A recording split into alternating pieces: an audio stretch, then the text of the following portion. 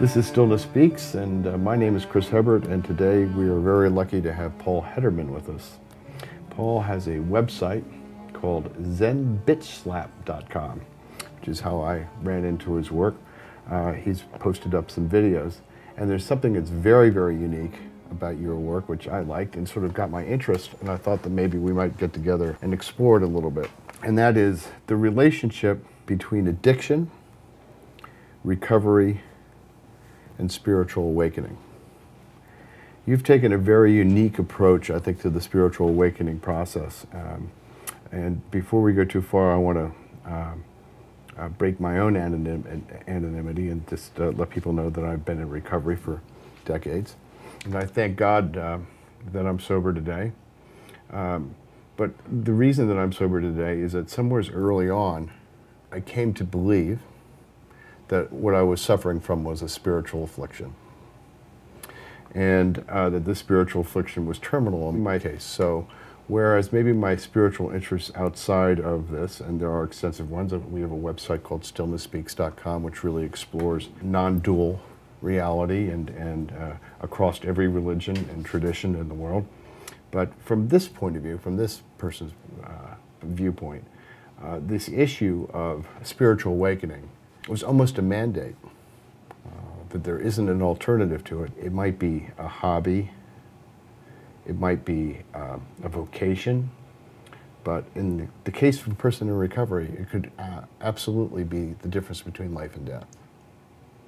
So I was watching through and accumulating stuff for blogs and newsletters that we do for Stillness Speaks, and I came across some of your videos. And they were very fascinating, and they were so much fun. I was roaring with laughter. But one of the things that really got me about them was that it was addressing this issue of spiritual awakening and spiritual recovery with respect to addiction and alcoholism. And I thought, wow, this is really something. Maybe we could get together and take a look at that. Just for those of you who may not be familiar, there's sort of a pretty famous statement that says, if when you honestly want to, you find you cannot quit entirely, that's drinking, or if when drinking you have little control over the amount that you take, you are probably alcoholic. If that be the case, you may be suffering from an illness which only a spiritual experience will conquer. And I don't think that word only was thrown in there lightly. So when someone says to me, what is the spiritual part of the program? I don't get the spiritual part of the program. I say to them that there is no spiritual part of the program. The 12th step of Alcoholics Anonymous states, having had a spiritual awakening as a result of these steps. My experience, unfortunately, Paul, has been that I see some people who seem to successfully make that transition, but frankly, between you and me, I also see a lot of people who seem to be living dry, but sort of quiet lives of desperation. And I was sort of wondering about how your work and how you've approached this issue of helping people in recovery understand the nature of their addiction and show them the way out.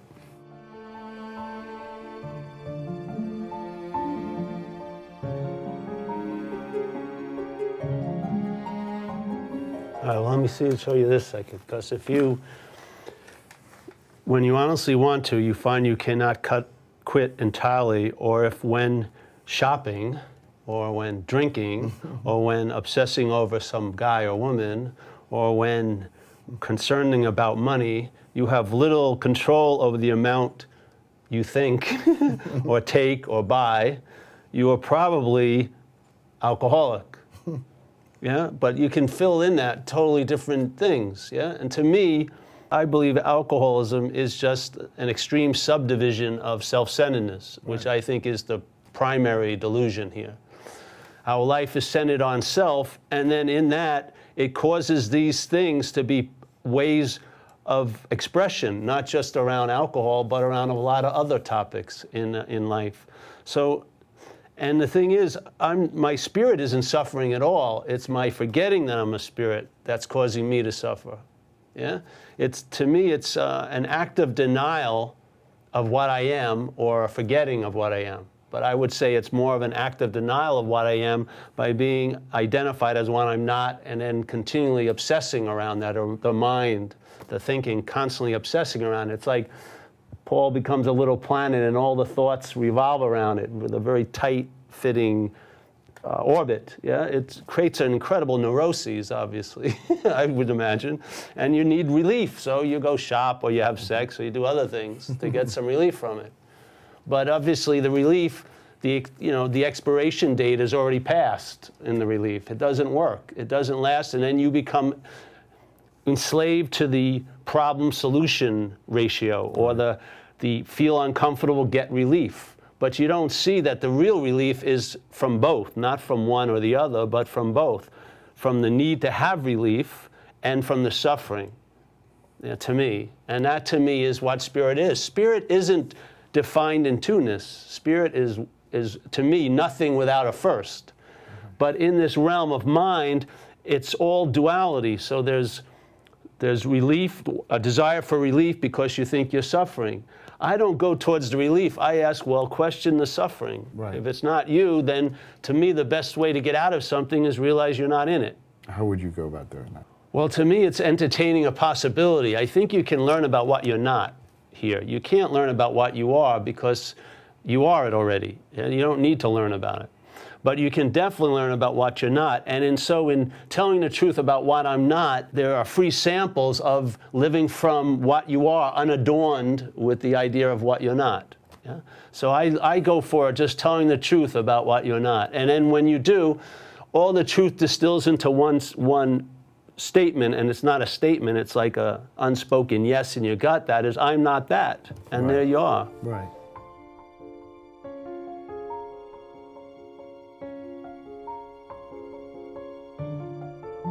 This is sort of your story that I've seen you tell on film, which I also believe was probably originally attributed to Papaji, of the lion and the sheep. Yeah, yes, yeah. I just changed it a little bit. Yeah, it's good. I loved it. Maybe you'd share it with our people. The lion and the sheep is an old story, and so there's a young lion, and I probably screwed it up a little bit, but this is how I tell it.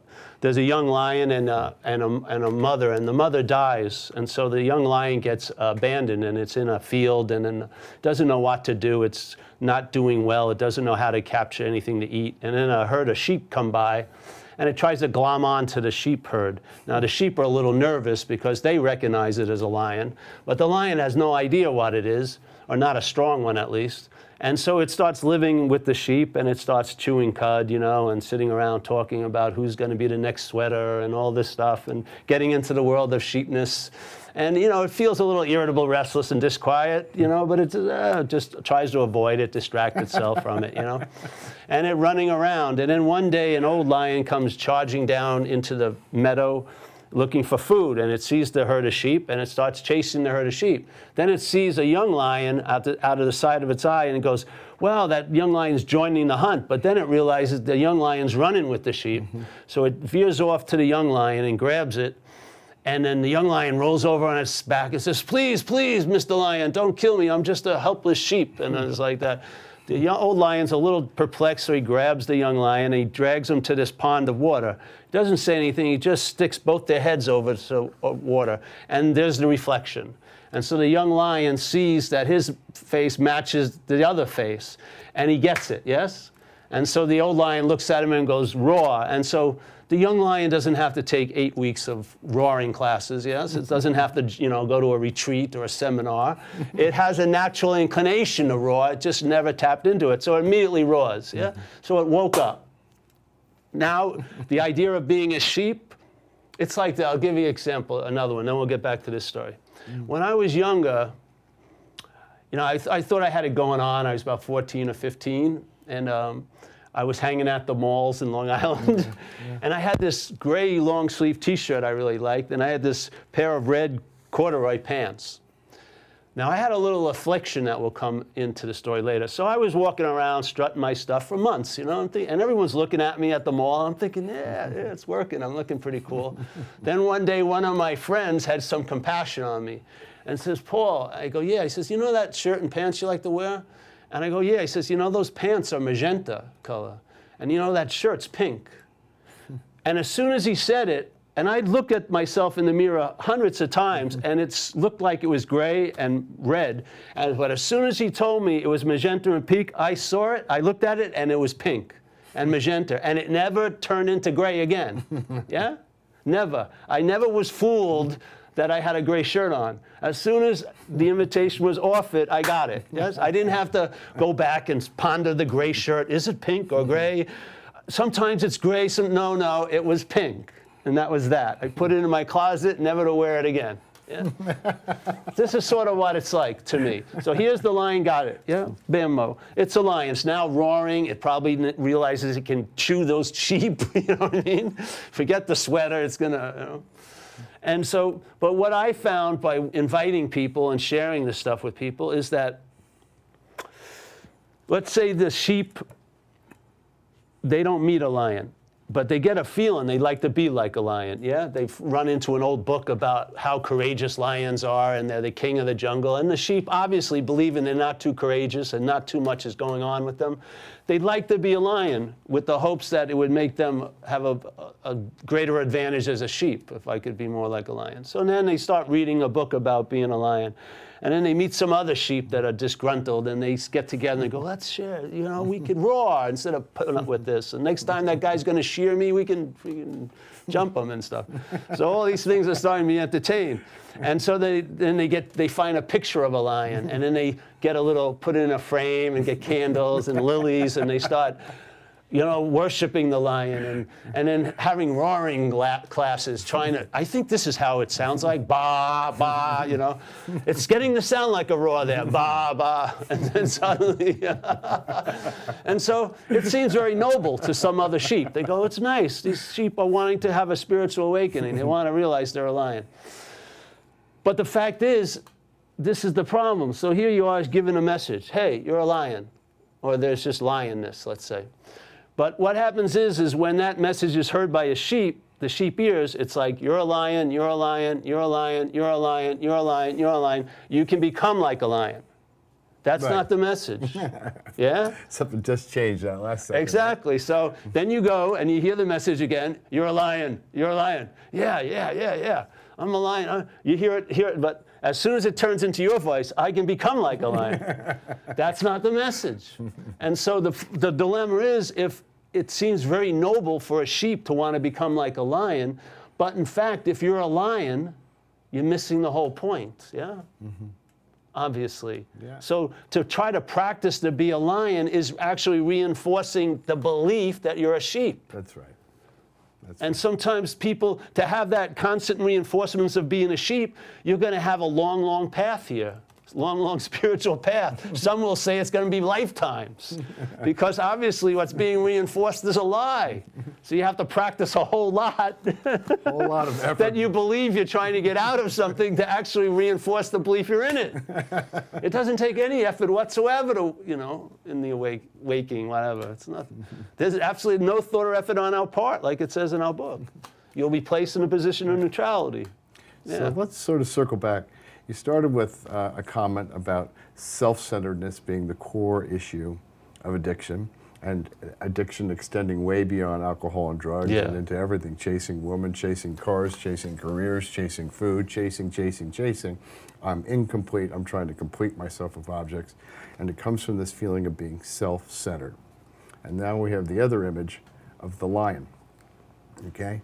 What would you say to someone who was coming in, let's say, and trying to work on recovery, who were still in this, for me, I would self-centered position? To tell you the truth, for me, I would have them get their externals down, mm-hmm, because in this external world, if they're invested in that, action will reinforce thought. You know, if a good action or whatever, a clear or a working action will start correcting your thinking. You can't, yes, you can't correct your actions with thinking, but you can correct your thinking with actions here, because it's a dualistic situation, yes? Mm-hmm. So most of us in addiction, the thinking is really a main dilemma. So you use the opposite of that, which is action, and then it becomes an antidote to the opposite, yeah? Mm-hmm. So the action will actually correct the thinking. We're trying to correct our actions by our thinking, which reinforces the dilemma. Right. So I would say in the beginning, you know, it's like in the beginning, your houses are on fire. So they don't need to entertain there's no fire and no house. What you need to do is give them a pail of water. Right. Yes, to me, it's a pail of water. So that's what I do. And it's different for every person, you know, you feel it out. But I don't talk like this to people who are just, you know, they just got out of a 28-day program or something. You hand them a pail of water. Yeah, exactly. Yeah, exactly. And tell them where, you know, you better move near a source of water because you're probably going to need more than one pail. And then after you're tired of, you know, picking up a lot of pails and having to keep going back and forth, then maybe you'll be ready to entertain something else. Right. Well, that is the journey. The journey is first abstinence and then the process of going through and trying to determine who we are and what's going on. And what I find interesting about your teachings and the videos that I've seen of you is that you have a very succinct way of identifying what the source of our suffering is.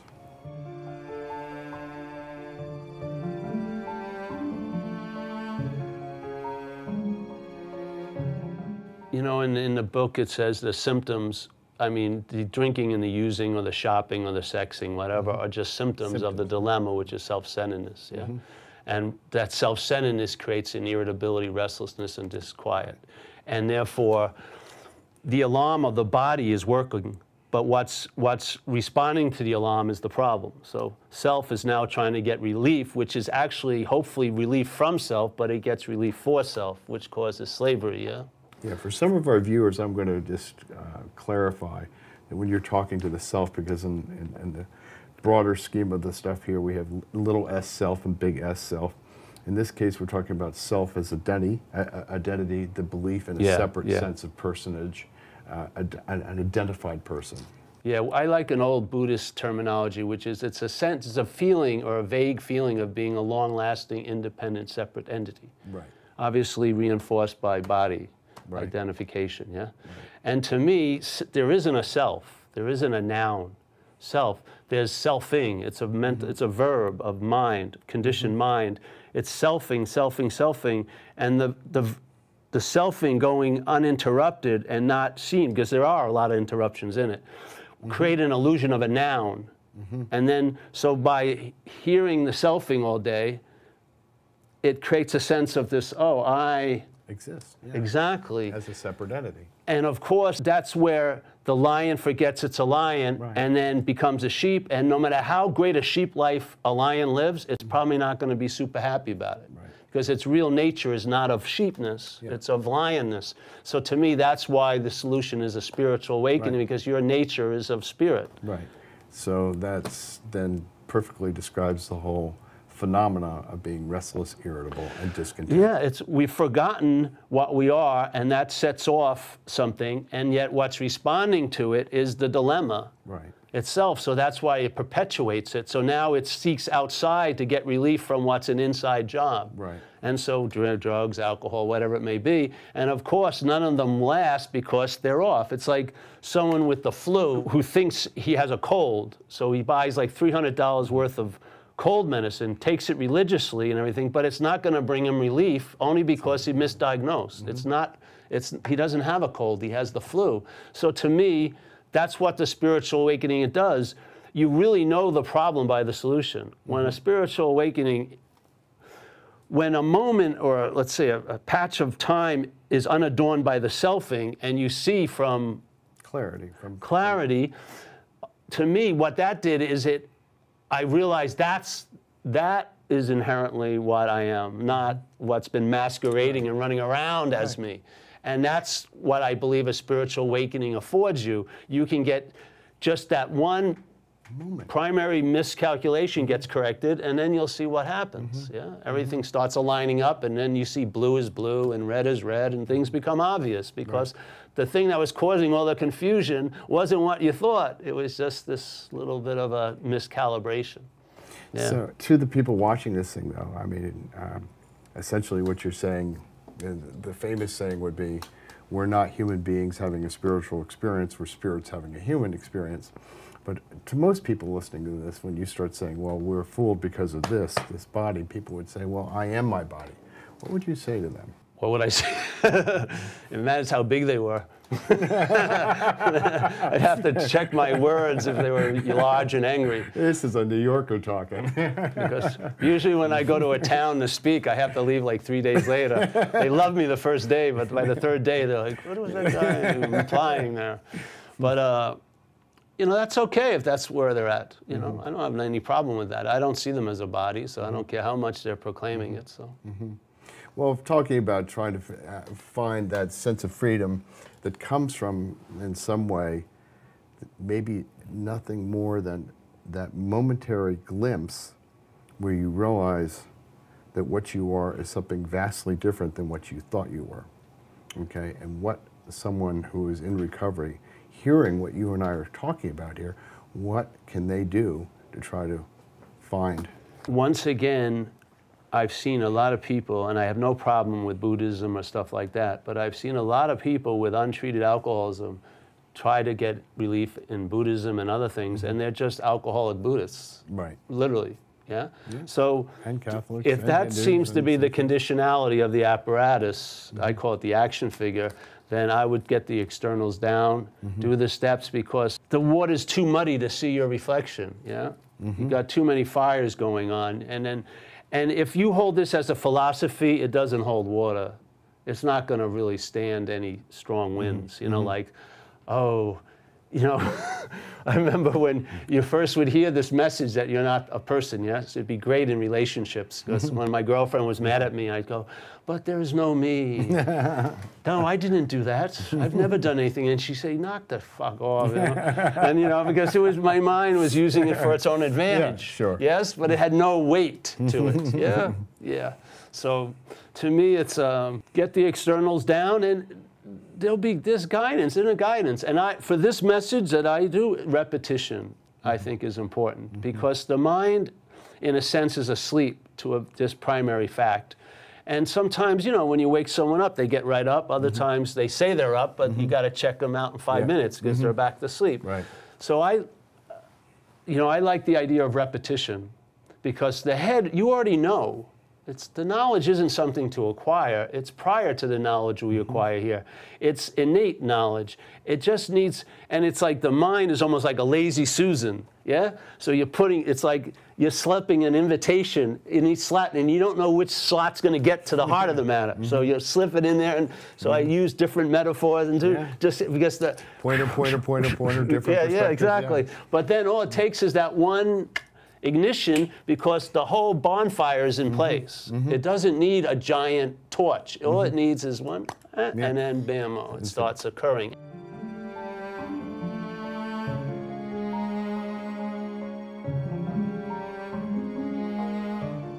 Here, in a sense, consciousness is captured, yeah?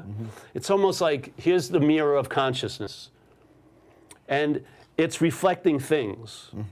And it's actually reflecting this, but it believes it's this. It's been fooled by this, but this is one of the things it's reflecting. So it's reflecting a place of things, yeah? And in those things, and in the mind interprets the conscious contact, instead of, like Buddha said, when you see, when you feel, when you taste, when you touch, when you smell, the mind interprets all the seeing, feeling, tasting, touching, the conscious contact as I, Paul, am in contact with you. Right. And it hides the act of living or being, the seeing, feeling, tasting, touching. Exactly. That verb that cannot be erased by all the shenanigans of conditioned mind, but it can be glossed over, and that's what it does, yes? It glosses it over by saying, oh, I saw that, I felt this. No, there was just feeling, seeing, this and that, yes? And what's really true is all there is seeing. Right. Yeah, it's going out there's no seer, there's no seeing. And also, but seeing is awareness in a way. Yeah, it's flooding into this place of contact 6 doors, yeah? But it's not defined by those 6 doors. It's just seeing. So here's this captured consciousness. Well put. But except I'm not sure what the 6th door is. Well, the 6th door in Buddhism is the mind. Okay. It sees. See, people believe they're thinking thoughts, but you're actually seeing thoughts. Right. Like you would see a bird go by a window. That was the moment of grace for me. Yeah. One day I saw my thoughts. Yeah. I said, look, there's Chris. That's right. Well, who's saying that? Exactly. That was, look, there's Chris was a thought you saw. Yes, that's what's happening, is you're seeing it. But the head, see how it captures this sense of conscious contact is, I am thinking these thoughts. Or these thoughts are about me. It's unbelievable. And you're not consciously doing it. Those relationships are established already. That's how you hold it. So every thought is, you see it as my thought. And the my is the act of identifying. That's right. See, a thought is but just a thought until it becomes my thought. Then it becomes a novella. Then it becomes a story. Yes? It has an incredible amount of meaning put into it. And so to me... Carry it around with us. Jesus Christ, it's like the 12th edition. Keeps going on the same old, same old. You just change some of the names of the characters. It's the same story. I updated chapter 14. Listen to it now. Oh, please. Instead of Simone, I have Celeste. Oh, you're the only one intrigued by the change because nothing actually changed. You know what I mean? Jesus, I'm going to read that again. You have. It's just like the 40th time you've been through this thing. And then nothing changes. It's not going to get better. No, I've done a future edition. No, it's the same old edition. So there's the thinking, yes? So, but the act of identifying is represented in English to me as my, M-Y, yeah? So the thought, as soon as, let's say a thought, let's give it a fake weight. So in some Australian research, they say you have 70,000 thoughts a day. Well, let's just say we have 10,000. So 10,000 thoughts a day are being witnessed or seen. And they, let's say, weigh an ounce each. So basically, during your day, you're traveling, just like with gravity. People are at a cafe aren't complaining about gravity today. You know, gravity was really pushing on my left shoulder. I'm very heavy today. It's a force, but you don't even know it because, you're missing the whole thing of it, So here you are with the thoughts, literally, You're right, Paul. But it's true. Oh, my God, that gravity today, I don't know. That's right. It's really weighing on me. I think you've got less gravity than me. I hate you for that. You're having a much better time in gravity than I am. This is really weighing me down. It doesn't look like it's weighing you down. It's all mind, So here we go, the thoughts. So every thought weighs an ounce. So during the day, 10,000 thoughts are going. It's 10,000 ounces. You're used to traveling. It's not that bad. You can go uphill, downhill. You can have a one-on-one confrontation. It's not too overwhelming, nothing, But now, if you add the word my to the thought, it's like injecting a pound to those thoughts. Now, you're traveling 10,000 pounds a day. It's going to be freaking heavy. And you're going to want to dump it. You're going to want to, you're storing it already. They're yours. They're like orphans that you've brought in as every thought my. Now, oh, that was a perverse thought. I can't share that with anyone. Save that one over here. Well, I'll wait till I get home, then look at the porno later or secrets. And so now, and you have to have a lot of room, storage. And also, there's a lot to process, and we're not good processors. So you got to dump it, blame others, make a story about it, try to do whatever. And so that to me is what I call traveling light and traveling heavy. And it's all, the whole thing that shifts everything is the act of identifying. The act of identifying is the reinforcement of thinking you're a self, to me. That's it. So tell the truth. It's the only choice that we really ever get. We either get the choice to identify with this thing that we call Chris or Paul, or we don't. Yes. After that, we're on automatic pilot. Well, once the my gets introduced to it, the thought, see, someone calls me up and they share thoughts with me. They're called his thoughts. And I have a lot of wisdom about his thoughts. I can say, yes, I'm like Solomon, yes, if you do this and this. Oh, thank you for that. But I'll have the exact same thoughts and I'm totally blind to what's happening. What's the difference? Right. The my is the difference. Because as soon as the thought is claimed by my, that my represents tons of files underneath the name of Paul. That I have no, like the subconscious is like a giant data bank. And those things come up and they give meaning to that thought. And then that thought creates a reality for the action figure. And it's a heavy, heavy slog. Jeez, at least mine was. It was unbelievably... I'd do anything not to feel uncomfortable now. I'd pay any consequence tomorrow not to feel uncomfortable now. And with untreated selfing or alcoholism, I felt uncomfortable. So it didn't matter what. I wanted relief, and I'd do anything. I'd go to jail the next day. I didn't care. Right. Right. It gets pretty damn unbearable. Some of us are good at covering the unbearability. I never was. It was unbearable, being totally identified as what I'm not here. This thing had nothing to do with virtue. I wasn't entertaining the idea. I mean, I was forced into it. It was like unbearable being quote-unquote Paul here. It really was. It's incredible. So this whole idea to me is recognizing what you're not. Yeah, sometimes you can just say, hey, you're not that. Others you have to expound, so that's what I do. You know, I just try to hit it 8,000 different ways. It's like painting the same symbol, but 8,000 different ways, so that it will trigger something in that person, because the information's already there. You know exactly what you are. So yeah, so you You pull know a nail from out, it anyway. You pull one nail out of the house over here, you pull another nail out of the house there, maybe one piece of wood falls down. And as you keep pulling nails out, you start what you call traveling lighter. That's and right. Hopefully one day you get to the point where you pull that last nail and the rest of the house just goes. See, even if it starts to fall down, that's shown its temporariness.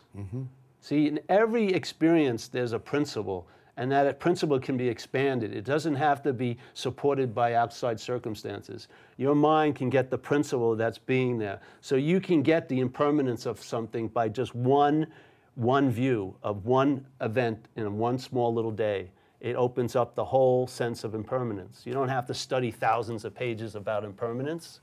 You see it, it's in one little event, and it just, the principle expands into all events.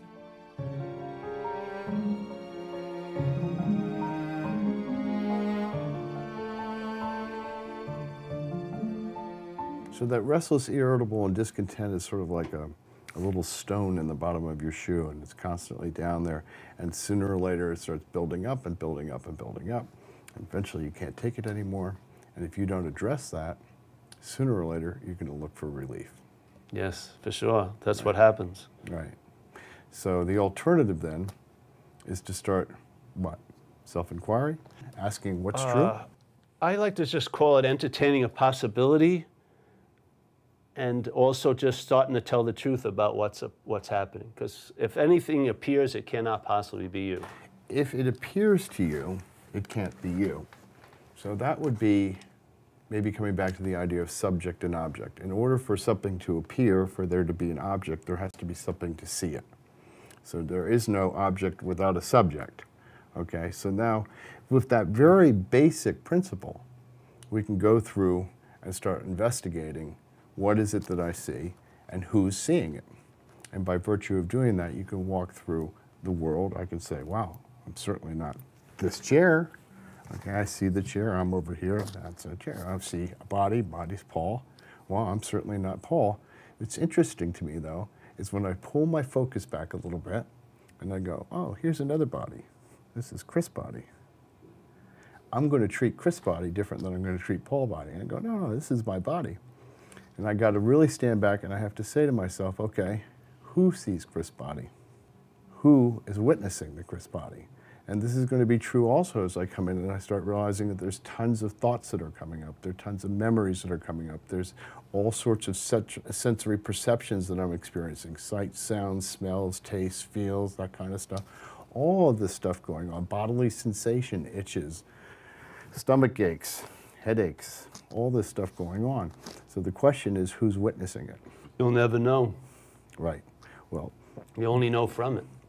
but we don't need to know. No, there's no need to know. What we need to know is what we're not. Exactly.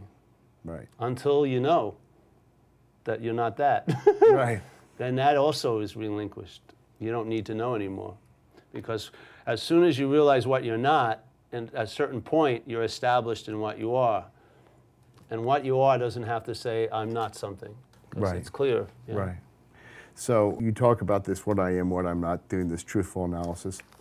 You had a couple other techniques also that you suggested maybe people might try. Well, I have difficulty suggesting techniques because that's why I try to keep it with entertaining possibilities and just telling the truth about what you're not, what you're not. But whatever helps or works for them is fine. Well, let's talk about the entertaining possibilities angle. Well, what do you want me to say? I'm entertaining it now. Yeah. That's the whole point. Yeah. It's a verb. Right. It's a verb underneath this verbing of selfing. There's an entertaining of possibility. and that entertaining a possibility of you're looking at the verb of selfing, I'm not that. Right. It's not like something you have to say anymore. There's an entertaining the possibility, I'm not that, that's riding right on in like another stream. Right. Yes? Right. Yeah. And this one blinks. This one takes off for a little while. This one can get startled into stopping. This can hit a bump and have to recoagulate. But no, not this verb. Something's not changing. This verbing doesn't change. Yeah. There you have it. Yeah. Yeah. Yeah. So For which things is to which? change, there has to be something that's not changing. Exactly. That's the context, and everything else is the content in it. But this subject-object thing is interesting because obviously we're like a dreamed object, but we've assumed we're the subject. Right. So I've noticed this with people. It's so with true. practicing. When they assume that they're this, they become a pseudo-subject. Right. And based on the laws of duality, which are like laws here in appearance, their head, like there's never a one-sided coin, there's always two sides to a coin. Their head, now believing that they're the subject, they will make their true nature an object. Right. To achieve or to practice, yeah? They cannot help it. The mind cannot help it but do that. If it assumes that it's a subject, this object, then it has to throw everything else into the objective role. It's a projection. It's a complete projection, and it starts with the first projection. But actually, the first projection is I. Exactly, it is. But how it hides the truth is it makes the truth an object to its subject. So now I, Paul, am going to know God. Right. Yeah. It's a reversal. Exactly. Yeah. And that's the best way to hide it. Yeah. You see? Right in front of your nose. Exactly. Absolutely true. That's what Absolutely happens. true. The thing that I find fascinating is that what we are, which is permanent and unchanging, we project out and we call that the world. It's permanent, it's unchanging. And what the world is, which is impermanent, always changing and dissolving, we take it in here. That's right. It was just reverse those two It's roles. the mind, that's all it's doing mind, here. yeah. It hides it the best way. Right. Like that. That's what it does. It tries to give our real nature the qualities of being a body, and it tries to give the appearance out here the qualities of being eternal and solid and real. That's trippy. It is trippy. Little thing it does. It's sort of like a mirror reflecting the reverse image. Exactly. That's why, you know, like, it's a nice metaphor that you watch it. It's hilarious. Well, let's get back to that mirror again. Yeah. I want to remember that mirror. I forgot. I thought I was looking at myself and I forgot. So there's the mirror, and of course there's no captured consciousness, but I like that term. Yeah. So the captured consciousness is wrapped in the seeing of things, the feeling of things, and relating things and things. Yeah. And it feels like it has a background like this, called this is Paul. Yeah. Paul is seeing. I'm hearing, I'm conscious. Right. Paul, this. Yeah. So it's a one-sided mirror, but in fact, it's a two-sided mirror. And so like in Taoism, they would say, turn the light upon itself. And you go, well, every time I turn the light, it goes upon me. That's not it. It's upon itself. So light upon light. So this, when the light is turned upon itself, it goes through the fake opaqueness, and it sees into affinity, in a sense. Yeah. So awareness here, watching awareness. you're seeing things, and you're captured in the world of things and relating in time and space. And then at the same moment, or non-moment, there's a seeing the other way into infinity or emptiness. Right. Yes? And there's no subject-object there because there's no things to be an object to a subject. Right. And that can leak into here. Yeah. If the identification as self is seen not to be that opaqueness, yes, just by entertaining, just start to entertain that, it starts losing its opaqueness, and then it's becomes somewhat transparent and in an infinity. So you're looking like this. So I'm looking at things all day, you know, but this same time there's looking this way. Yeah. And to me, that's a sense. That's like being. That's the verb of being. Being what actually it is. Yes, not being something else, but like that. So there's a transparency that happens when you start practicing that. And the opaqueness is the idea of being a long-lasting, independent, separate entity. So it's like if you're in a a guy gets arrested and he's getting interviewed and he's in those rooms where he's getting grilled and there's that mirror. Yeah. And but you can see through the other side, but he can't. This is the voice of experience. Oh yeah. So, and you know someone's back there, but you can't see them. And every time you try to look, all you see is your face. Your face. You see your reflection. Right. That's the captured consciousness. Right. But behind that mirror, there is all these people. something viewing. Yeah. Yes. Right. Yes. Yeah. You're taking yourself to be the one who's the convict in here, but actually, you're the free man back there watching the play Here. of this. Yeah. Yeah. So it's nice to have, for me, the play was so unbearable is that I needed a little of this flavor to, get in. So that sort of like bring some leaven to this bread. It was pretty damn dry. I was dying here. So I'm dying. We're dying here. Right. So this portal opens by just, to me, entertaining the possibility because it's already so. Right. That's why it can be triggered by entertaining the possibility. Because in self-centeredness, we're conditioned not to entertain much possibility. We're just trying, like people will be having a hard day and then you say, are you going to be okay? Yeah, I will be okay. It's always put off to the future. Right. And I will be, so let me be unokay now. But I will be, that's the hope. Okay. Where is that future? And does that future ever come? It's such a drag. I have another thing I'll go with you too. But we can continue. But I have another thing because I watch Mind, I've watched this thing. Sometimes, when you're up 8 days in a row, you get to tend to see a lot of it. So I'd be watching it.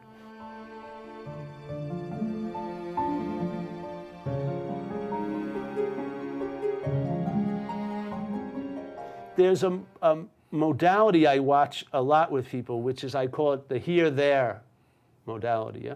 So let's say I'm in my little one-bedroom apartment and everything's pretty cool. I'm enjoying myself and sitting back, I'm reading a magazine. They have a nice full-page color printout of a couch.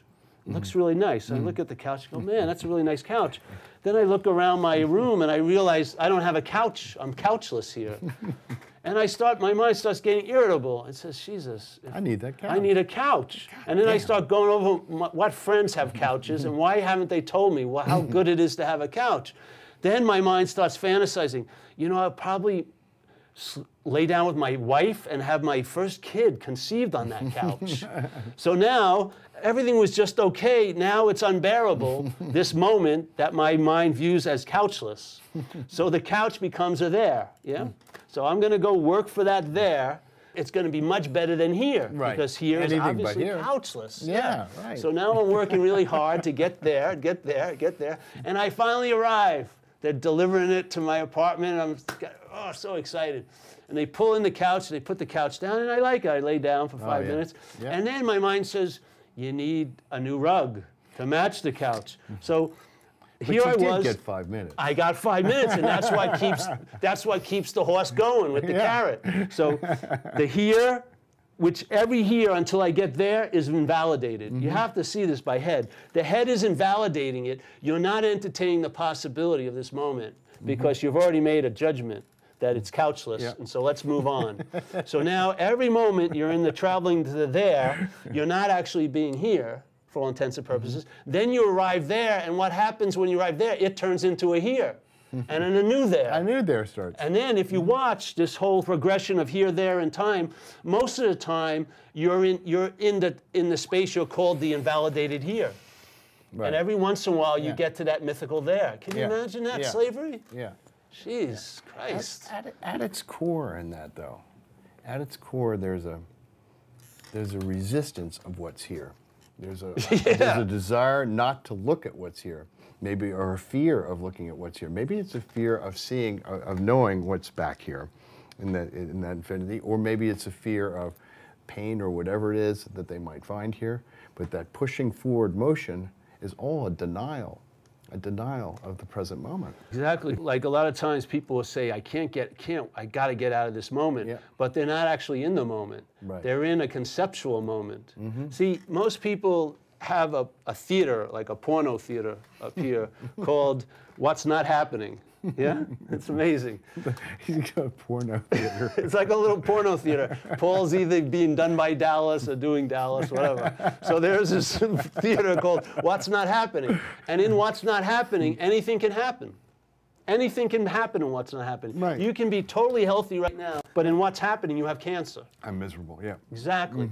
And so when people are addicted to that, Yeah. not you. See, that's the beauty of it. You're not, but the mind that you're identified as is. And so it's in that porno thing watching Paul in What's Not Happening. So let's say you're on a Saturday afternoon and you're in a safe place here, yeah? But in the theater of What's Not Happening, next Friday's happening and you're going to be getting fired. And the diagnosis is going to come back, you have cancer, yeah? So all this stuff. So in What's Not Happening, this mythical Friday's overriding the Saturday. Right. And the poor body, the poor apparatus doesn't know any better. It's just responding to the head enchilada up there. Yeah. And so it's flipping out. Yeah. It's coiled up. Yeah. It's getting ready for another punch. Yeah. It's shut down. It's breathing quickly. Its nerves are all jangled. And its mind's racing to try to figure out, how can I get away from this Friday when it's actually not even happening?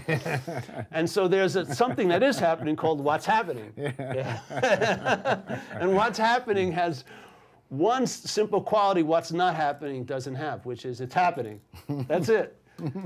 The other one has massive quantity of what's not happening. Anything cannot be massive quantities of doesn't exist. That's right. But only one thing's happening. There's but only this one thing is that the exists. antidote. This is the antidote to all of that what's not happening. The one so thing at that is least happening. you can actually start acknowledging your conscious contact. You're meeting this place through 5 or 6 doors. Just acknowledge that, maybe, and maybe that would be a prescription to start. Just recognize this, and then see what movie's running in that porno theater. It's literally, and then turn around, be here, and take a look at what's going on here. This will override that any day, any moment, any time, because this isn't happening. That's the only. That's how you can beat it in a sense, because it doesn't have the quality of reality even here. Right. It's made up. Right. Yeah, and you're playing God, but if you try to sell your Friday to someone else, they're in like last Wednesday. They're in their own porno theater. So everyone's got their own little show going on. So no one's hearing anybody. That's right. No one's right. here. That's right. It looks like we're here, but we're not here. That's right. You want someone to really understand how next Friday's going to be for you, but they're busy with 2004. No. It's insane, eh? We're everywhere's but here. That's right. That's great. But the fact is, you are here. Yeah. See, it cannot erase the fact, the it's the only mind. place All you it ever can were. do is disguise it and distract you and then get you involved in things to have time pass, but it cannot erase this. And that's the beauty of it. That's its saving quality, is its reality. So maybe the happiness that everybody's looking for, the only place it ever could be is the only place there is, and that's right here. Exactly. Right I mean, now. So let's forget about going anywhere else and let's just sit here and see what we got. Exactly, and by being here, you'll in time you'll be going somewhere else sometimes, but you'll be here doing it. You'll whatever see it. here that is. Yes. Yeah, you'll see it. Yeah. see it. You won't get that here there thing is dangerous. I have a lot of people, they're banking a lot on arrival. When they finally arrive, when I finally make it, then everything's going to translate, and I'm going to be happy. That's the enlightenment trap. Too. Yeah, it's really. Oh forget that. No, that's the trap. But you see, after you've been through that game enough, if I just had this, if I just get that, as soon as this happens, it's going to be okay, whatever it is. When you've done that enough times, you finally get to the point where you go, all I need is, and you go, no, hopefully, they can't do it anymore. Yeah. And then maybe, just maybe you'll go, well, maybe they aren't full of shit. Maybe I should look here. Exactly. Well, the thing is, just like the book, how many people, the book changes based on the condition of the reader. Oh, no kidding. Yeah? No kidding. I mean, some people hate it, and then they come back months later and they love it. Yeah. What happened? The book didn't change. Right. You're ready to hear it. Exactly. Yeah, you see stuff in here that's in black, you see stuff in here in yellow, you see stuff in here that's in orange. I want to go over that inventory thing, though, because I think it's really important. Yeah, let's talk about inventory. Let's talk about whatever you think, in the process of doing the steps, because this isn't meant to circumvent anything that's going on in the steps. And like you're saying, you're on a fire, use the fucking bucket of water. Most definitely. Okay? But definitely. let's just talk about where we're trying to head and what the purpose and the function of this thing is and where we're trying to head to. Let's not lose sight of the fact that what we're trying to get to is a spiritual awakening.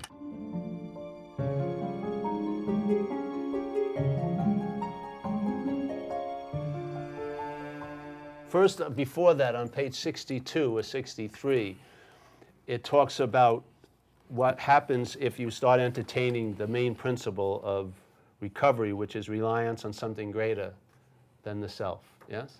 And he says his idea of why, in our book, why everyone has so much anxiety is because they've been relying on something that's unreliable, which is self. This is page 62. Yeah? So on this one, it talks about that the major principle is relying on something greater than self. And then it says what's going to happen if you even entertain this. So it says, when we sincerely took such a position, meaning relying on something greater than self, all sorts of remarkable things followed. I mean, you could have 80 days worth of people coming in here and interviewing them about remarkable things that have followed when they've done this. We had a new employer, and this is the deal, being all powerful, because self has absolutely no power. It's got a lot of advertising, but very little power. Yeah, it spends all its money on advertising. It convinces you of things, but it can't deliver the goods. Yeah, it says, yeah, you'll be happy if you do this, this, and this in 5 years. And you go, well, what about now? No, we don't have any in the factory now. We're a little late on deliveries. We're back ordered. That's right. Yeah, but you're back order. You're moving up with a bullet on the thing. You'll get it in about 8 years. So get back to me then. Yeah. Here's another 5-year Stalinist plan. Follow this one, and you'll be happy at the end of it. All right. So we had a new employer, being all-powerful. He provided what we needed if we keep close to him and perform his work well. So it sounds like some people would find this very difficult. Oh, 2 requirements. Oh, come on. Jesus Christ. But in fact, one's already a done deal. You can't be far from it, that power. So you don't have to stay close to it. You are right where it is at all times. Yeah, so that's done. All you got to do is perform its works well. Right. Do some freaking service. Right. Get out of oneself. Because, see, when you get out of self by doing something for someone else, what happens is you get a feeling of being available. Right. Because all you've been available to is this porno theater. Yeah. Now you're available to actually what's happening, and it has a different feeling, doesn't it? It has a different feeling when you're out of that closed, crampy, smelly little theater All up the there. major spiritual shifts that I got in my first 20 years of sobriety had to do with just working with others. Exactly. It was the most unbelievably powerful thing. And you're absolutely right. Takes you out. It's because I'm not there. Exactly. So therefore you feel empathy. availability. Yeah, yes? There's empathy. Yes. Yeah. And then what happens when you feel the availability? At the same time, you sense presence. Yes. So you do service so that you get a hit of being what it feels like to be available to something other than you. Right. And then you will sense a presence. But conversely, because and it's that presence dualistic, would be referred to in the Big Book of Alcoholics Anonymous as God by whatever word or description you want. Consciousness, awareness, presence. Okay. And so this is a movement in, let's say, duality. So the other way is you are the presence, which makes you available at all times, and therefore you're of service. Yes. See, but many of us have to do some formal, quote-unquote, service so that our mind gets an experience of that, so that it can entertain it. Because what service showed me was that I am the presence. Right.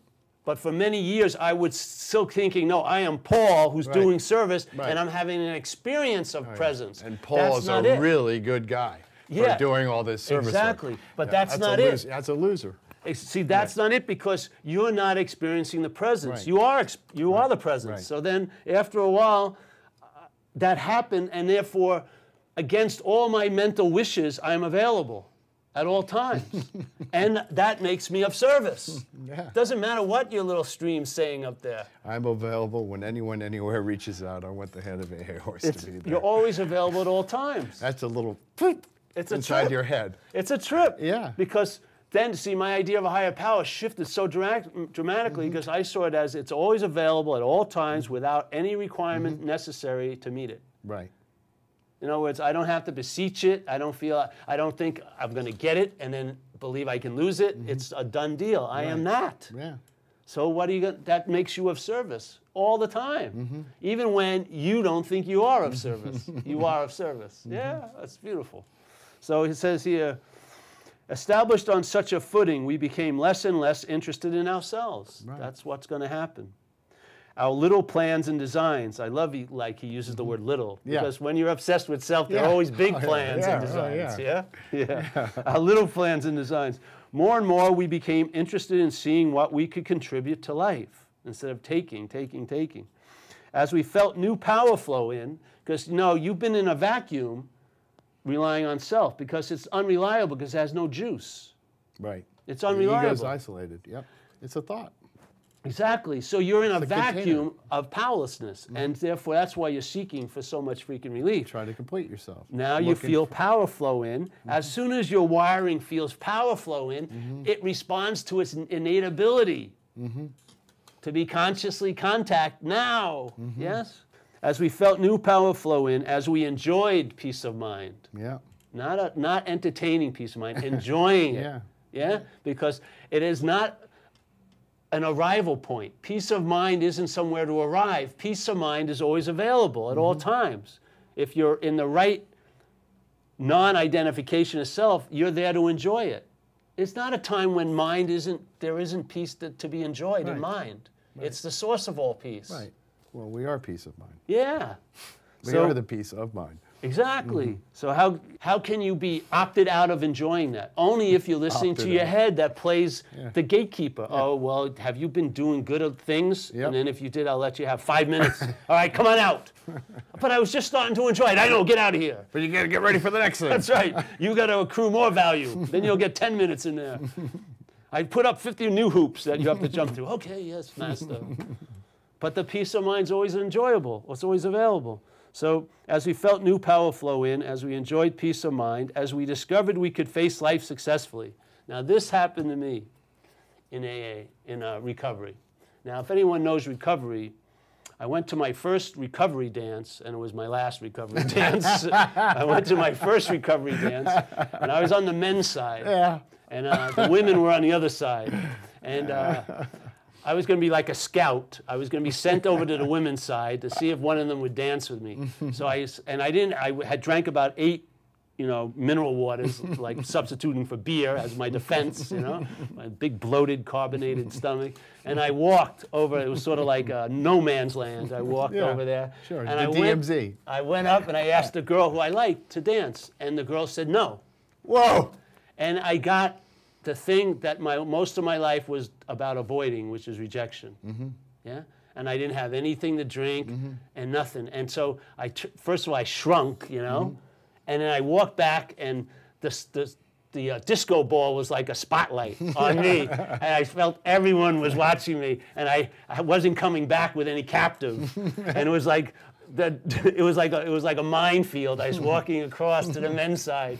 Totally crestfallen. I got on the other side, but I didn't have to rationalize like, oh, I didn't really like her anyway. I did like her. I wanted her to dance with me.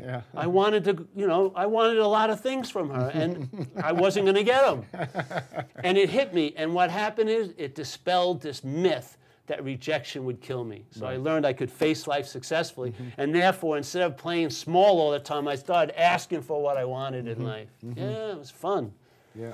So then it goes, okay, as we became conscious of his presence, that's the whole key to me. Yeah, conscious of presence. When you're obsessed with self, it causes you to be unconscious of the presence. That's all it does. Only conscious of yourself. That's right. And so now I'm conscious of that presence. Blue becomes blue, red becomes red, obvious is seen as obvious. No more pink shirts. No more pink shirts, exactly. Exactly. And it says, we began to lose. It doesn't say manage better. It doesn't say, get over on. It says lose our fear of today, tomorrow, and the hereafter, or the hereafter. We were reborn. So if we can outgrow something, that means we grew into it. This is an artificial state that we're calling us. It's an artificial thing. It's like a foreign installment. I call alcoholism like a parasite, and we're the host. and the parasite has taken us over. And it's a very hostile takeover, so it has to have an incredible strategy to convince the host to allow the parasite to stay. And that is, it's convinced us we're it. We become identified as a long-lasting, independent, separate entity, and that is the bondage to that parasite. And the parasite is using us for transportation. That's all it's doing, and it's dumping its expressions into life, and we're accountable for them, and all the guilt and shame, all of it is part and parcel of the expression of selfing. And we're there to clean up its freaking mess because we call it out, us. It's unbelievable, unbelievable. And at the core, the very, very core of the tree, which has all these different branches and all these different things, there's this one simple principle, and that's the belief that we are a separate us. Exactly. That's the dilemma. To me, if there is a dilemma, that's it. That's it in the nugget of it. So again, what you call selfing. I call it selfing because there's not a noun called self. See, to me, the idea... It's a process. It's a thinking process. It's a thinking and interpretive process. I like that. Yes? I think it's good. And there's breaks in it. It can be startled into stopping, and then the projection of the noun stops, and you get an epiphany. You get a free sample. Correct. Exactly. Correct. It stops for a second. That's exactly what happened to me. I had a catastrophic collapse. I was on the floor in a little ball crying, and then out of that cathartic release, it just stopped for a second. Exactly, and then And something in was that revealed. silence, my thinking started arising. Chris' thoughts started arising. I was like watching them, and I went, huh, Chris' thoughts. And then all of a sudden this occurred to me, maybe it doesn't sound like an earth-shattering thing, but what occurred to me was, if those are Chris's thoughts, who's this? And that destroyed me. That one moment, that 1 second, when I sat there and I actually saw that there was something watching other than the thoughts themselves. Yeah, yeah. That was it. That was the beginning of the end. Well, destroy one, resurrection of the other. Yeah. Yeah, Literally, just a isn't whole it? different, well, it's like the polar opposite happened. It's like you were saying before, you realize that you're not this body, you're not this person, you're not this mind, that you are spirit, if you want to call it that, or whatever that is, that unnameable, that ineffable. That's right. And you know that by not knowing that you're not that. So we're back to a point, an important aspect of recovery, and that is doing an inventory. And in our text, it talks about becoming convinced, which in the dictionary means to believe with certainty that self, the small s, manifested in various ways. And manifested means it appears, yeah? That's another word for it. Manifested in various ways is what has defeated us. We will now look at its, implying self's, common manifestations. And in the next paragraph, the first word of it is resentment. Right. And so one of the steps of recovery is doing an inventory, and that inventory is usually a three-prong introductory inventory. First you look at resentments, and the word resent means to re-feel, yeah? To re-feel. Re means do again, sentare means to feel. And in fact, if you really look at life, all you are only doing as the apparatus is re-feeling and rethinking. You're living a memory, basically. Memory cells are just doing that. So, but we're looking at one aspect of re-feeling, which is called the resent, to be angry at something. And so if you read that statement, it says that self is what has defeated us, so he separates the two, which I believe the root of the problem is that you're identified as the self, which means you're not separate from the two. It sort of implies that in how it's written. Yeah, that exactly. something is looking at self. Exactly, If you're self talking and about us. self is the problem, who's saying that self is the problem, Exactly. if not the one? And what I'm saying after years of being involved in it, that they boiled it down to the book that it was maybe obsession with self was the root of the problem. But you have to realize they had only had 4 years of recovery when the book was written. And they also say that people that come after them will add on to it. I'm humbly just throwing out an opinion about it, from my own experience. And I don't believe it's obsession. I believe it's an act of identifying as this thought called self. Yeah? And then the obsession is how to reinforce it, because it says, please relieve us of the bonding The bondage to bondage self. of self. So what bonds us to self? Because a bondage means there's two different things, and there needs to be a bonding agent. So they look at like one thing. So you take two pieces of wood and you get a bonding agent, and then you bond it as that one piece of wood. But here there's the self and there's us, and there's what's the bonding agent? To me, the bonding agent is that narrative or the thoughts. The selfing. The selfing is what it's always the applied new glue all day, Right. because it's a verb. It's not like there is a self, a historical self. There's an act, a verb called selfing. Right. Yes.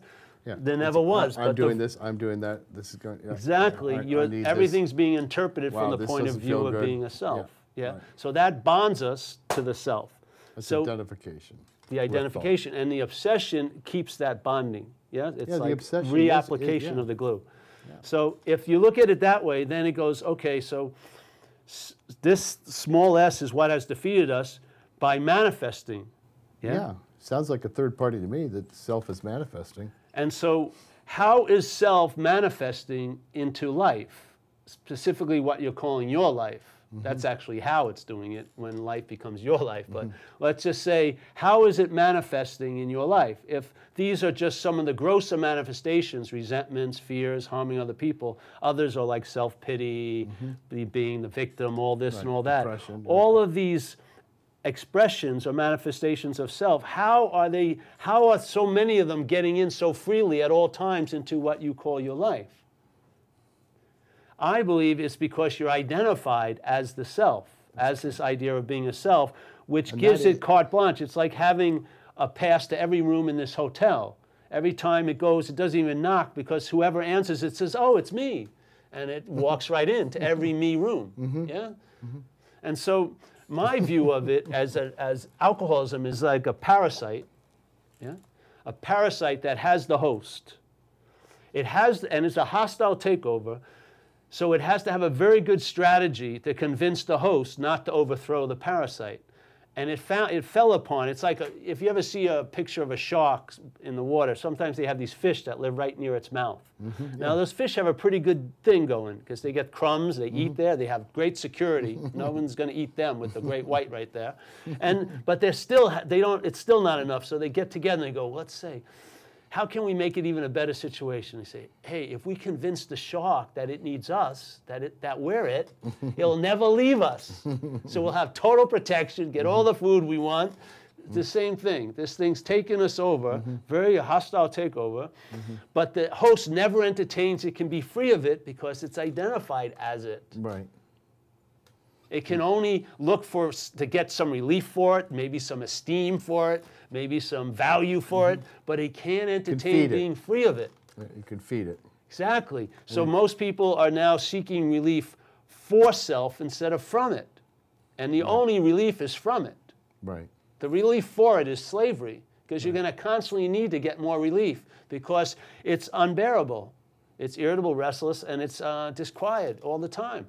So here it's saying that, all right, so the expressions of self are coming into my life. So I'm going to use an example of I have a beautiful lawn, yeah, pristine, gorgeous lawn off my back porch, surrounded by pine trees. And this is about the inventory process. So I like to go running around with no shoes on in the morning dew, and I do like little snow angels, and I have picnics there, and I have my friends over and we play lawn bowling or whatever you call it, croquet. And it has a big part of my life, you know, it's part of my life, big time. I really enjoy it. And then one day I step out without any shoes on, I step right in some doo-doo, yeah? And so immediately my life changes. I got to start wearing shoes now. No more running around in the morning dew. So I step back in the porch, I got to buy some shoes now, and I'm walking around and there's a lot of doo-doo all over the place. And it's starting to stink. So that picnic I had planned that day I have to cancel. I can't be playing croquet. You're going to run right into some of this doo-doo every day. Well, shit, if we call it. And so it's all over the place. The more I walk around, the more there is. So every time I step off onto the porch, I step on the lawn, there's even more. So what happens? I just pull the shades down, yes? And now I buy pictures of lawns, and I look at them, and I reminisce. Oh, it was great to have a lawn, and I'll go watch the Kentucky Derby, the bluegrass of Kentucky, and all this and all that. Someone finally comes over and says, hey, I have a solution for your dilemma. and I'm totally open to it because I want to experience my lawn like I used to. They say, listen, here's 2 pooper scoopers, yeah? And if you get really good at scoop and poop, you'll have times where your lawn will be like it used to be. It'll be pristine. You can enjoy it. Maybe you'll have a window of an hour or 2 or something, yeah? And if you're really good, maybe a whole afternoon. So I'm into it. So I'm learning how to scoop it and poop it and I'm doing really good. And so now I have a little corner of it that I keep pretty clean, yeah? I can maybe take 3 steps on it. Yeah, the rest is there, but I can't contact it. I can't, you know, I can't function in it. And so another guy comes over and he says, "You better sit down. You better sit down." And I say, "Why?" He says, "Just sit down." He says, "I have a solution." I say, "Well, what is it?" He says, "Listen, just find the dog. If you get rid of the dog, all the poop goes." Yes, but now I've become identified as a damn good pooper scooper. I'm actually a pooper scooper thumper, maybe, in a sense. And I'm not really that crazy. My head that I'm identified as isn't that crazy for this solution because I'm doing seminars on how to, you know, how to clean up shit. And there's I've got a lot of opportunities for my career. There's so much shit everywhere. And I'm one of the best scoopers and I can pontificate on how scooping. I can see how this isn't very popular down at the hall. Yeah, go on this. So there's a resistance to this new solution. And also because actually it's not just a dog, but it's my dog. Yeah. I'm identified as that dog. Yeah. And I think I'm willing to put up with all its shit and clean up after it. And when it embarrasses itself with someone, I'll feel the embarrassment. When it does something wrong, I'll feel guilty and shameful for it. I'll be so identified when it pisses on someone's new car, I'll feel bad. Yeah. And I'll clean it up, right? And I'll clean it up. But I'm not and I'll getting rid of the bitch and dog. this and that, but I won't ever entertain that I could be rid of that dog because it's my dog and I actually love it. Yeah, that's the dilemma in a sense. But if you see it, that these things that are driving you seemingly crazy, like anxiety, because it's not fear. Fear is a valid thing in the moment. Emotions, anxiety, all that stuff. If that's driving you crazy, there is a solution. Just find what's the cause of it here. The shit can't be appearing without something to shit through. Yeah? If I get rid of that, I can live, I can outgrow the need for pooper scoopers. Doesn't mean I throw them away, I honor them. They have a great value and I'll keep one in the closet so if any stray dog comes and shits on my lawn, I can know how to clean it up. But the fact is I'm not enslaved to that solution. There's been another solution, which was, to me, much more radical because I got rid of the cause of all the shit. Yeah, the final solution. Yes? Bammo. That's what I'm talking about.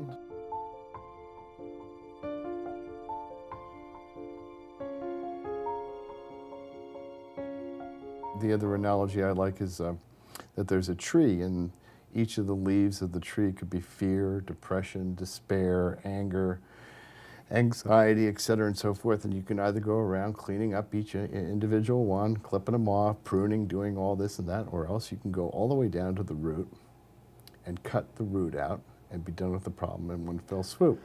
And the root at the one fell swoop that you're getting rid of is the belief in a separate self, that you are a separate self. You don't even need to get rid of the belief. You just don't believe it. Yeah, right. The belief is there. The mind's going to have that belief, but you're not the mind. Yeah? You don't have to convince the mind to not to believe something you believe. Just don't be beholden to the mind's beliefs. I'm not beholden to my mind's beliefs because I'm not that mind. So it can have everything it wants to pontificate about and get caught up in. It doesn't matter to me because I'm not beholden to it. It's not me. That's the solution, I find. Yeah. And like we talked about before, even the smallest, what you would call a small free sample, has the essence of the wholeness of the infinity. You don't need a giant bowl-over event. You don't need any event at all. It's always available at all times. It's right there. It's the obviousness of, it's like, it's weird when they say, you know, the open secret. And well, what? It wouldn't be a secret if it was opened, exactly. Right. That's the whole point, or the gateless gate. Right. Well, what is it? got to have a gate to be a gate. If it's a gateless gate, there's no gate. Exactly. Yeah. There's no gate. There's no secret. It's obvious. It's so obvious you're missing it. Yeah, because you're looking. That's why. Seeing is seeing, but we have ways of looking. We have ways of looking. That's what we're doing. Isn't it? That's what AA in a way is. AA, like there was a great old dude who wrote a book called The New Pair of Glasses. I'm going to be excommunicated now. Forget this. Please. It's gone. I've gone too far. It's over. I've cut the umbilical cord. It's gone. I'm just swimming in that amniotic fuel, whatever. So we're talking about Chuck C. Yes. A new pair of glasses. So another way I try to put it is that alcoholism is like a way of looking, yeah? Self-centered. You see everything and how it pertains to you as a self and all and so on and so forth. Very, very intense tunnel vision. So that way of looking creates a lot of problems. So you need a new pair of glasses. Right. So there's all these new pair of glasses. This whole place, all spiritual seeking is like going to the optometrist, right? We're trying to find a new way of looking that will hopefully correct the old way of looking. So then you're putting on these new pair of glasses, and the old pair of glasses created a dependency on them. You were identified as them. And so you didn't even know they were glasses. Now you put on a new pair of glasses, and if they're worth their salt, they will correct the distortions of the old ones, but they also will lead to their own obsoleteness. Right. So that you will take off those glasses and see again. Yeah? Because there is a natural seeing that's available at every moment, but it's being disguised by us looking. You see, like you were talking about before, you would think looking is the opposite of blindness, but the ways of looking is what causes us to be blind to the fact that we're seeing. Right. It's trippy, isn't it, how the mind works? The ways of looking that we try to acquire are actually what's causing us to be blind to the way of seeing. It's trippy as hell, man, how it does it. It really is. Because you think, oh, yes, you assume that you're seeing, but it's a way of looking. You're not seeing at all. Because looking cannot see seeing. It can't. Looking cannot pick it up. It's a disguise of seeing. It's a conditional way of seeing called looking. Right. And this is a natural way of seeing. And you know, I wasn't from an abusive family, so I always say my golden years were between 2 and 4, yeah? I was wide awake. I was. When I was playing on Saturday, I didn't think, will I be playing next Saturday, because I didn't have any idea of time yet. My mother could have been ugly and super fat, but I saw her as lovely because I didn't have any duality of beauty and ugliness yet. None of those distortions and things had happened. And there was an immediacy of awakeness. When I was playing with ants, I was into it. You know, I was into it. You were the ant, yeah. Exactly. Yeah. What happened? We outgrew it. We grew into this false preoccupation with something that we're not, and we're suffering the consequences of that every day by the way we travel. It's unbearable. Of course, so it makes us total marks for every type of seeking that's around. You know, people are incredible what they're doing.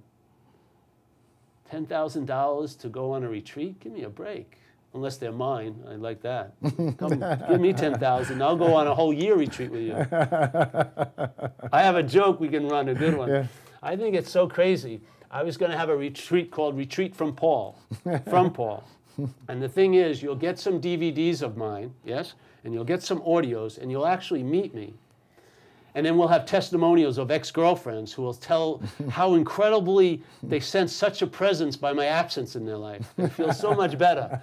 And I'm saying, this is how you're going to finally feel the presence. Instead of looking for it, you're going to just avoid me.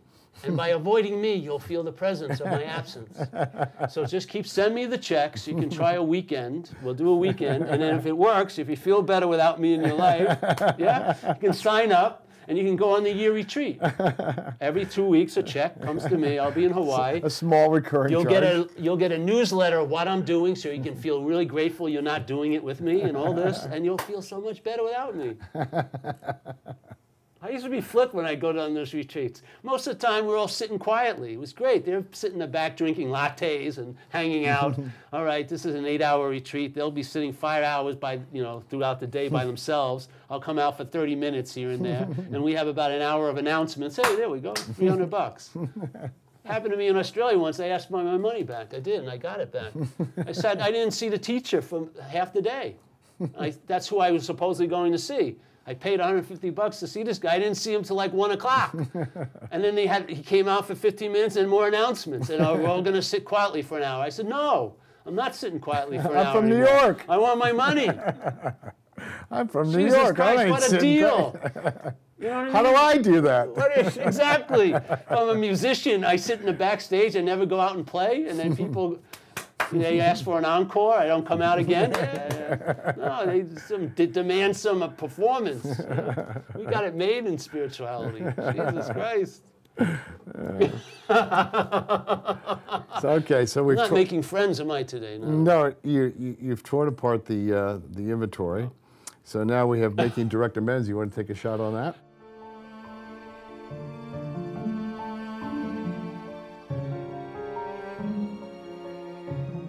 Making direct amends, yes. I thought, to me, that was the biggest thing in my program, was making the amends. And actually, the amends, in my experience, found me. Because I had been successfully avoiding a lot of people, and suddenly, when I hit this part of the recovery program, I was running into them. And my first reaction was to turn the corner, but something had me stop, and then I'd call them over to the car, and I'd pay them money, or tell them what was the truth and stuff like that. And of course, the relief was unbelievable, because your reaction to what you're guilty about just promotes huge amounts of guilt and shame. Right. Yeah, and it was an event a long time ago, but selfing is harvesting new crops of guilt and shame that were like grafted on that one event by claiming it to be you. A whole cottage industry around Exactly. Exactly. Tons of self-help books, how to get guilt and shame. It grew on this plant that happened 20 years ago. Yeah. Sorry already. Yeah. You know? So I did that, and I'll tell you, you felt free, definitely. You felt lighter, because you didn't have to look over your shoulder. It was a done deal. And when I made amends, I told people the only reason why you're seeing this money, I'll share this one. This is a good example. There was a market in San Francisco that I was living in the neighborhood of, and I would go there in the morning and steal. I'd wear a long jacket. I'd steal 2 16-ounce beers, stick them here, and I'd take a steak or something so I could eat something that day. And then I'd leave, and I'd do this almost every day, and I didn't get caught for months. Yeah. And so then I got in recovery, and never thought about it unless I went to this neighborhood. And then I didn't want to park near it. And parking is very, very precious in San Francisco, but I wouldn't even go near this neighborhood. And it would dominate me when I was in this neighborhood. Yeah. And then finally one day, I said, I'm just going to go in there and ask for the manager. So I went in there, asked for the manager, and I paid him. I gave him like 1/5 of what I actually took all those years. And I gave him the money, and I walked out, and I never thought of that market ever again. Right. That's what it means. Well, the way your head deals with things is it creates a storage unit, and you have to pay security guards called your attention. Right. Yeah? And they have to make sure no one goes there, nothing goes and knocks on that door because of this, and you have tons of them. And so you're supposed to be, life is supposed to be moving through, but you're like a storage unit now, based on all your lousy ways of processing the residue of selfing and the expressions of selfing. And we're just totally overloaded. And one of the ways to get out of some of that weight was, to me, making the amends. Because I reclaimed all that space that was being stagnant and just occupied by dead material. Gets roomy up here. Really roomy, and you feel the spaciousness. Nice. You feel nice. Yeah. You feel so light. that's what happened with me with that. And so, of course, it motivates you to show up and do more of them. Yeah, because you see. It feels good. Exactly, the value in it. Finally, it's not like it's not like a chore. You're like, I want to get rid of this garbage.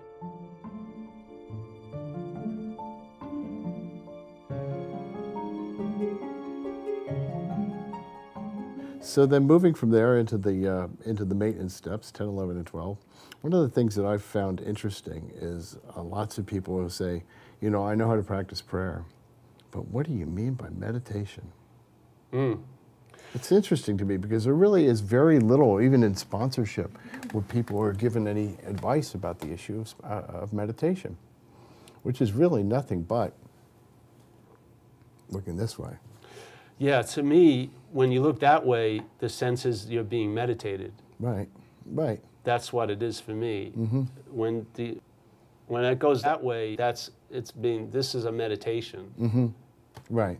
That's what it is. But I don't have many opinions of it because I did a lot of meditation out there, a lot of Vipassana and other things. And whatever I did, it produced some results, but the overall weather front on top of it was the subject-object relationships, and that was diminishing whatever effect it could have had, really, because I was still doing something to make myself better. And Paul, do you think, though, that doing some Vipassana and getting yourself a little more centered and a little more quiet helped to allow you to see the storm front in the first place? People say that. I don't know. I would imagine, well, there wasn't a you that ever saw anything anyway. There wasn't a weather. There wasn't a storm front. That was the beauty of it. So I don't know. I don't want to say anything because I've already made a lot of enemies already today. I want to keep the Buddhist side all right on my side. But no, if you're impelled or drawn to it, why not? Because there's no self anyway. It's not you're doing it or not doing it. Right. I mean, does there a point where there's you as the self becomes a non-self? I mean, obviously you never chose anything that ever happened here anyway. So why do you think we're going to choose to meditate? You know, if you're drawn to it, do it. I'm drawn to it. You know, like I said, I'm sitting here being meditated now. Right. Because that's happening all the time. Right. It's a two-way looking, and that's so obviously this is being meditated. What this is meaning is that you're looking at infinity while looking at finity at the same time. Yeah, yeah, and that's a meditation. Both in time. Yeah, sure it is. It's a meditation. It's being present. So, but I believe when the condition of most people, I needed to do that. When I got in here, I had been introduced to meditation. It took me 5 years of recovery to finally start doing it every day. I was that much out to lunch. I was totally scattered. I needed a lot of, obviously I don't what I am, but the action figure had a lot of patching up to do. Right. And it was a long process. Yeah. So it just depends where you're standing. Yeah, but if you feel like it would help you, man, yeah, definitely. It's like someone says about meetings, like satsang type meetings, yeah? You know that you don't need to go, right? Yeah, well, if you don't have, that hasn't happened yet, you really need to go. What do you mean? I don't need to go, but I really need to go. Exactly, find out. There's that old saying, how long do I need to go to meetings? You have to go to meetings until you don't want to go to meetings anymore, then you don't need to go to meetings anymore. Or until you want to go to meetings, then you don't need to go to meetings. That's right, and yeah.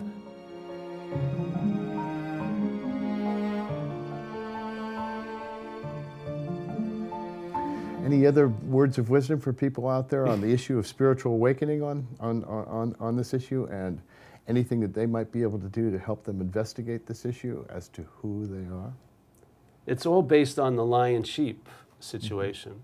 I would check out your ears. If you're going to hear about being a lion, it doesn't matter who says it the best. It's the ears that are hearing it. If they're being heard by sheep ears, that's not the message. Right. So check it out. See how it's translating. You can see it's there. What? You see how it's received. People are waiting to be here to get it. That's the dilemma, yeah? Right. They want to be here to get it. They're not willing to give up the idea of self because then they believe they won't be there to get it. Right. But so they're holding out for that. And that's like the delaying pattern. Yeah, they believe like it's like they're hanging over a tarmac and as if they're going to land and unload. But in fact, all of that is what's going on. All of it is the truth already. Yeah, it's just recognizing the obvious. Yeah, to me, I recognize the obviousness of things that appear cannot be me. And I don't need to recognize the truth because I am that truth. There's just only one recognition that's needed, and that's recognizing what's appearing to be you that's not. Right. And then you're freed from that illusion. You don't need to do anything not to be awake. You are already that awakeness. Right. All you need to do is get over the pantomime of being deluded. Yeah. Right. Stop playing a hologram. Yeah. Or, yeah. Don't. It's like the Fonz, Henry Winkler. Yeah. You know, Henry Winkler gets caught up in the Fonz. Yeah. And then. But he's Henry Winkler. So Henry Winkler walks into the big biker bars, the Fonz, and gets his ass royally kicked because he thought he was the Fonz, but he's not the Fonz. He's Henry Winkler. It's good to know what you are not. It doesn't erase what you're going to appear to be. See, some people, to me, it's weird. I feel more individual now than I'm not an individual. Yeah? It's not like I ever was, but the recognition that there is no individuality makes you actually more individual. You would think it would be the opposite, but it isn't. You become more uniquely whatever when you're not. It's when it's the self that's trying to be special. They all look the exact same. But when there's that relinquishment of it, you become very uniquely interesting, I feel. I do. I mean, I'm amused by the appearance of Paul constantly. I think he's hilarious. It's just like ridiculous what's going on. People aren't figuring it out. I'm just totally crazy most of the time. There they are. So. Total freedom. Yeah. Total freedom. So. Paul, listen, thanks a lot. This has been really great. I look forward to spending some more time with you. I hope so, yeah. Thank you.